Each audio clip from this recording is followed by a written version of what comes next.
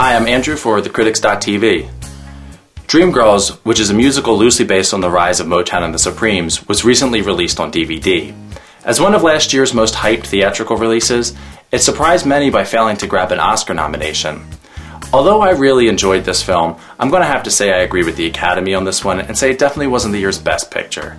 Let me start off by saying that if you don't like musicals, you won't like this movie. It has wall-to-wall singing, dancing, and costume changes. So if you don't like any of those elements, you should avoid Dreamgirls at all costs. With that said, as a fan of musicals, I loved it. I thought the singing was exceptional, the songs were great, and many of them could stand on their own as R&B hits.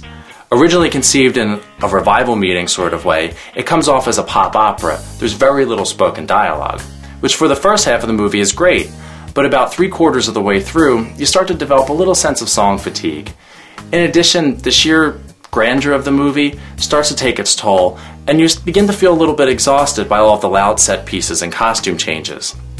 And while we're on the subject of the costumes, I would just like to say that the costume designer Sharon Davis was definitely robbed of her Oscar. The film really succeeds in a large part thanks to its casting. The actors don't just sing their parts, they deliver them with passion and style, no one more than Oscar winner Jennifer Hudson. As the big diva of the show, the best singer in the group, and the most overlooked, she really knocks the role out of the park. You definitely feel like you're watching the birth of a star. Eddie Murphy also shines, and proves that he's more than just the broad comic actor he's become in the years since the success of the Nutty Professor franchise. As troubled soul singer James Thunder Early, he shows a depth and range you wouldn't know that he had just based on Party All the Time. Pop star Beyonce Knowles is probably the one weak link in the group. Now look, I'm not hating on Beyonce, I enjoy her, and I really wanted to see her do well.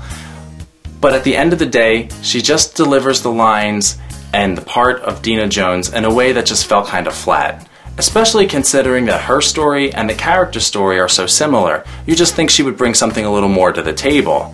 It almost feels as though they toned the character down in an effort to make Beyonce look like she's in a little bit more of a positive light. A movie this big really needs to be viewed in an environment that can hold it, and I think that it loses something in translation from the big screen to the small screen, so keep that in mind when watching it.